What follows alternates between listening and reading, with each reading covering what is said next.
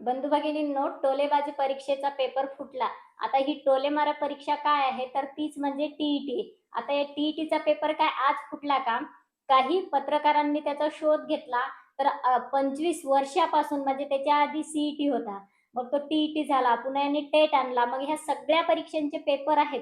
जे शिक्षक होण्याचं स्वप्न उराशी बाळगलंय, त्यांचं स्वप्न धुळीस मिळवण्यासाठी ही परीक्षा लावण्यात आली. आणि आता परीक्षा कोणावर, तर फक्त ज्यांना शिक्षक व्हायचंय आणि म्हणून त्याला एंट्री म्हणून तेवढीच परीक्षा नाही, तर जे शिक्षक आहेत, ज्यांच्या सासऱ्यांनी सरकारी शिक्षक आहे म्हणून हुंडा देऊन, शेती विकून ज्यांना पोरी, तर ज्यांना फक्त नवरा शिक्षक आहे म्हणून त्यांच्या बायकांनी राहायचं का आता सोडून जायचं, म्हणजे नेमकं सरकारला करायचं काय आहे? प्रश्न हा उरतो.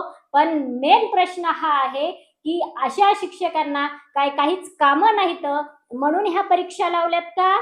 नाही, तोही प्रश्न नाही. प्रश्न काय आहे, तर आज शिक्षक लोकांना जो वेतन दिल्या जाते, जी पगार दिल्या जाते, कदाचित त्यांनी घरं घेतली असतील, कदाचित त्यांनी काही बँक बॅलन्स ठेवला असेल, कदाचित त्यांनी लेकरांच्या शिक्षणासाठी काही कर्ज काढलं असेल. मग त्यांना आपण एवढा पगार देत आहे, त्यांच्याकडचा पगार वापस कसा घ्यायचा? लूट तंत्र.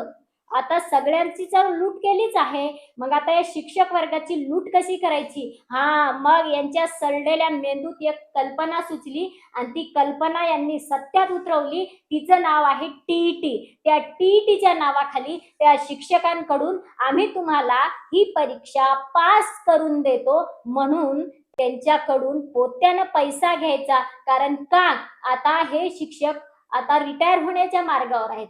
यांना 38 प्रकारचे ऍक्ट कामकाजासाठी दिलेले आहेत. एक शिक्षकी शाळेच्या नावाखाली 5 वर्ग त्या एका शिक्षकाला सांभाळायचे आहेत.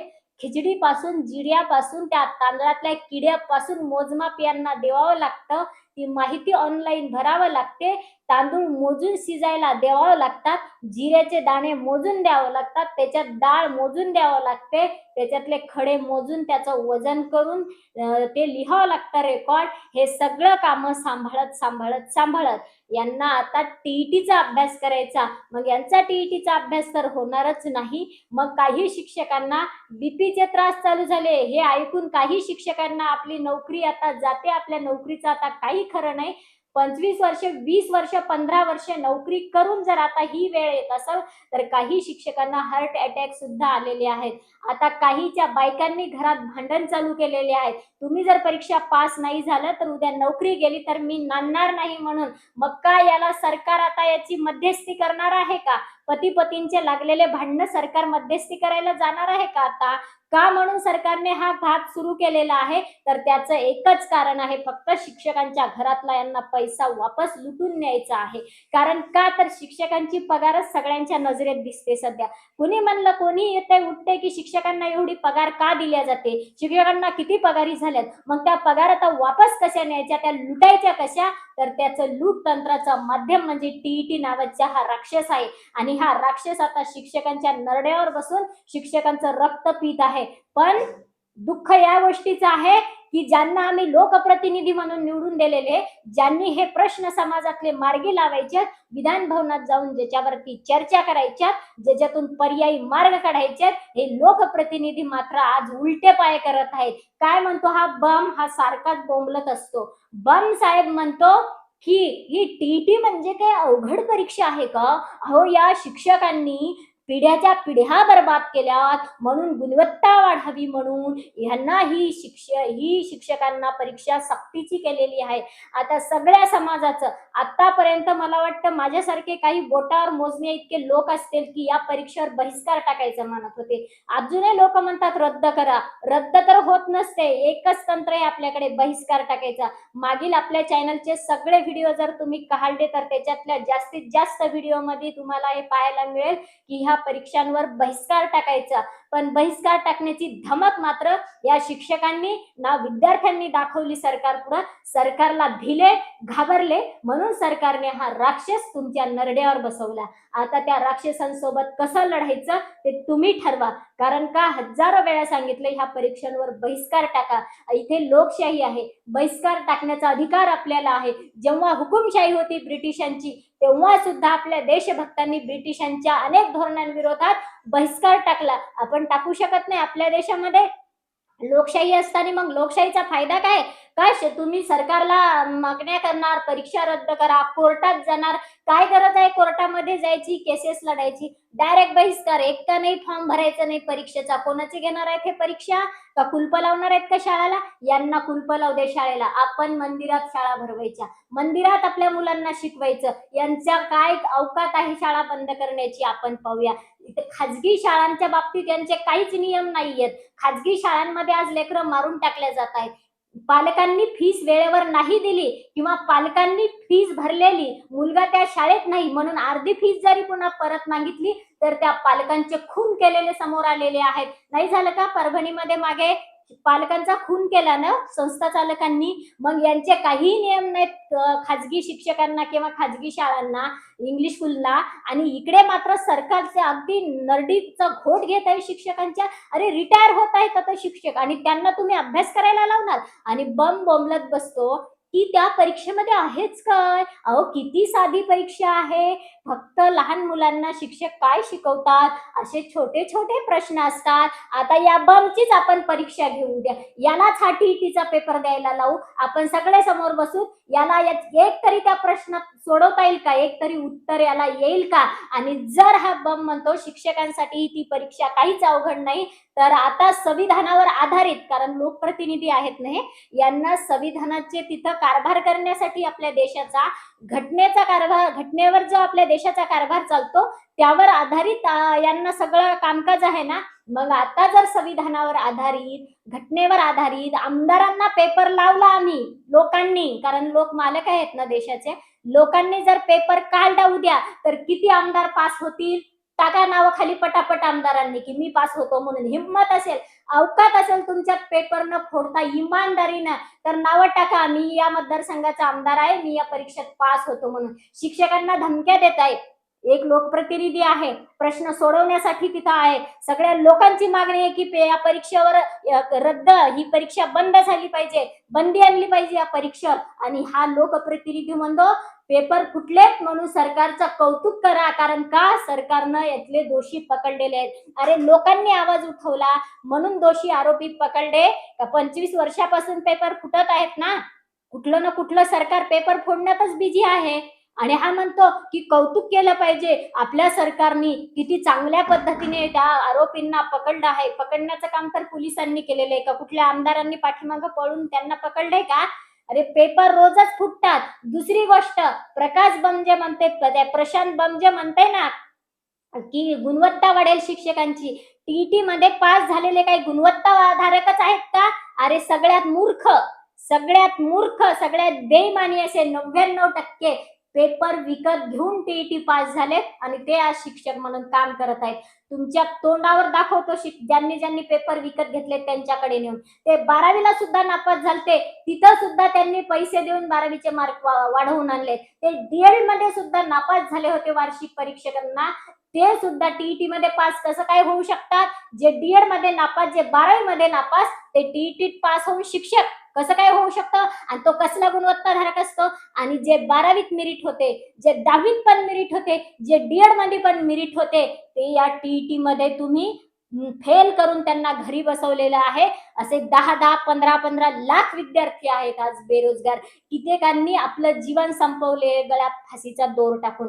कित्येकांचे लग्न रोखलेले होते, त्यांना नोकरी नाही, ते लागले नाहीत, त्यांचं स्वप्न पूर्ण झालं नाही म्हणून त्यांना समाजात हिणवल्या गेलं. याची जबाबदारी प्रशांत बमने घेतली का कधी? आणि बोटावर मोजक्या इतके पूर्वी लागलेले शिक्षक होते जुने, जे की 12वी वरच्या मेरिटवर डीएडला लागले होते आणि डीएडच्या मेरिटवर, डीएडच्या वार्षिक मूल्यमापनवर जे शिक्षक झाले होते त्यांना पुन्हा टीईटी लागू केली. कशासाठी? त्यांच्या घरातला पैसा तुम्हाला ओढायचा आहे म्हणून. ह्या प्रशांत बमची अवकात तरी आहे का टीईटी पास म्हणजे गुणवत्ताधारक म्हणण्याची? कोणी सांगितलं तुला टीईटी पास म्हणजे गुणवत्ताधारक असतो म्हणून? टीईटी पास म्हणजे 99% पेपर विकत घेणारा दलाल आहे. टीईटी पास म्हणजे पेपर पोत्यानं पैसा वतून पेपर आणलेला चोर आहे. आणि अशा चोरांना तू गुणवत्ताधारक म्हणतो? फक्त 1% इमानदारीने टीईटी पास झालेले असतील, 1% आणि तेही काही गुणवत्तेप्रमाणे शिकवतात असं नाही. अरे जे जुने शिक्षक आहेत, काय त्यांची व्याकरण शिकवण्याची पद्धत, काय त्यांचं शिकवण्याच्या पद्धती आहेत आणि त्यांना तुम्ही शिकवत नाही म्हणता म्हणून तुम्ही टी लागू करता, सक्तीची करता. कित्येक शिक्षकांना हार्ट अटॅक आले. घेतल्या का जबाबदाऱ्या तुम्ही? कशावरून म्हणता की ते शिकवत नाहीत म्हणून? अरे तुमचे अधिकारी एकाही शाळेला भेट देत नाहीत आणि काय सांगता की दिवसभर शिकत नाही. शिकवायला तुम्ही शिक्षकच दिले नाहीत शाळेवर. तुम्ही तुमचे ऑनलाईन ॲपचे कामं करण्यासाठी शिक्षक ठेवलेत सध्या. सध्या कुठला शिक्षक शिकवायला दिलेला आहे शाळेवर? दाखवा बरं समोर येऊन. एका तरी आमदाराने समोर यावं म्हणावं की या शाळेवर आम्ही शिकवण्यासाठी शिक्षक दिलेत म्हणून. विद्यार्थ्यांना शिकवण्यासाठी शिक्षकच उपलब्ध नाहीयेत. सगळे तुमचे हे भ्रष्टाचाराचे काम करण्यासाठी दिलेले आहेत सगळे. उन्हाळाभर एका तरी शिक्षकाला तुम्ही बसू दिलं का? तेवढ्या उन्हात तान्हात काहींचं उष्माघातानं काहीतरी केले बी असतील उष्माघातानं. काही बिमार पडले उष्माघातामुळे. पण तरी सुद्धा त्यांना तेवढ्या उन्हात तुम्ही पाठवत होते जनगणना करण्यासाठी. का त्याच्यासाठी दुसरे लोक नेमू शकत नव्हते तुम्ही गावोगावचे? गावोगाव बेरोजगार विद्यार्थी नाहीयेत, गुणवत्ताधारक नाहीयेत? का नाही तुम्ही दुसऱ्यांची नियुक्ती केली त्यासाठी? शिक्षकांनाच का पाठवलं? आज 38 प्रकारचे ॲप भरण्यासाठी दुसरे लोक निवडू शकत नाही तुम्ही? आणि एकीकडे शिक्षकांच्या पगारावर जाता. शिक्षकांनी जर कामं 300 प्रकारचे कामं आम्हाला लावतात. शिक्षक जेव्हा मुद्दा उचलतात, तेव्हा हा बम म्हणतो, "तुम्हाला पगार किती दिला जातो?" तुझ्या काय जरा थोडीशी तरी आहे का शिल्लक बॉम्ब? शिक्षकांच्या पगारीवर जाण्यापेक्षा किती शिक्षकांचं काम एका शिक्षकाला दिलं जातं, त्या तेवढ्या शिक्षकांच्या कामाचं वेतन त्याला दिलं जातं. एकट्याच्या कामाचं दिलं जात नाही. सध्या शिक्षकांना जे वेतन दिलं जातं, ते एकट्याच्या कामाचं नाही, 10 शिक्षकाचं काम एका शिक्षकाला करावं लागत आहे. ते बी या मोबाईलमध्ये डोळे घालू करावं लागत आहे. म्हणून त्याला ते वेतन दिलं जातंय. आणि शाळेचा उरला प्रश्न शिकवण्याचा. शिकवण्यासाठी तर शिक्षकांची अजून भरतीच झाली नाही. ज्या शिक्षकांची आतापर्यंत भरती आहे ते सगळे सरकारचे काम करण्यासाठी. नुसते कामानं धंद्याचे बिनकामाचे काम केल्या लावत जात आहेत त्या शिक्षकांकडून. काय शिकवणार शिक्षकांना? काही सुधरतच नाही त्या कामांमधून, तर शिक्षक शिकवतील काय विद्यार्थ्यांना? आणि म्हणून तुम्हाला वाटत असेल शिकवण्यासाठी शिक्षक पाहिजे आहे, तर ह्या परीक्षेवर बहिष्कार टाकला पाहिजे. काय या सरकारला काय म्हणायचंय? बंद करा, सक्ती करू नका, कोर्टात जा, इकडं जा, तिकडं जा. काय गरज आहे जायची? बहिष्कार म्हणजे बहिष्कार. द्यायचाच नाही पेपर, कुणीच जायचं नाही पेपरला, फॉर्मच भरायचे नाही पेपरचे. काय करणार आहेत? कुणाची परीक्षा घेणार आहेत? दगडाची घेणार आहेत? कुणाची घेणार आहेत हे परीक्षा? अरे हुकुमशाही म्हणतात त्याला. ह्यांनी एखादी परीक्षा काढत आहेत राक्षसासारखी आणि ती आपण बिनधास्तपणे देत आहे. याला हुकुमशाही म्हणायची, याला लोकशाही नाही. लोकशाही आहे ना, मग लोकशाही प्रमाणात थाटातच जगलं पाहिजे. लोकशाहीच्या थाटात जगून दाखवलं पाहिजे. त्याला लोकशाही म्हणतात. आणि म्हणून जर हिंमत असेल तुमच्यात, तर हा राक्षस जर पळवायचा असेल, तर एकच पर्याय आहे बहिष्कार, बहिष्कार, पूर्णपणे बहिष्कार. अर्धवट बहिष्कार नाही. ह्या परीक्षांवर पूर्ण बहिष्कार. तरच हे सरकार ठिकाण्यावर येतं. नाक दाबलं तरच तोंड उघडतं, नाहीतर तोंड उघडत नाही. आणि यांचं नाक उघडून आपल्याला फायदा नाही. यांचं तोंड उघडलं पाहिजे, बोलते झाले पाहिजे. तरच यांचे तोंड उघडे असले तरच आपल्या प्रश्नांना वाचा फुटेल ना. आणि म्हणून प्रशांत बमनी आता रस्त्यावर उतरावं आणि परीक्षा देऊन दाखवावी. याचीच परीक्षा घ्यायची आता. खरं तर या प्रशांत बमचीच परीक्षा घ्यायची. किती मार्क पडतात याला पाहू. याला 38 प्रकारचे ऍप द्यायचे भरायला, याला 5 वर्ग द्यायचे शिकवायला, याला जी आता दशा आहे ना शिक्षकांची, जे सगळे काम आहेत शिक्षकांची, याला उन्हाळ्यात जर पळवलं असतं ना जनगणनेचं काम करायला उन्हात तान्हात, मग कळालं असतं. असं इकडून घाम तिकडून घाम सगळं मग कळत होतं की शिक्षकांना कामं असतात की नाही. टीईटी राहू दिली पाहिजे. हा म्हणते टीईटी बंद केल्या जाणार नाही, टीईटी सक्तीचीच राहणार.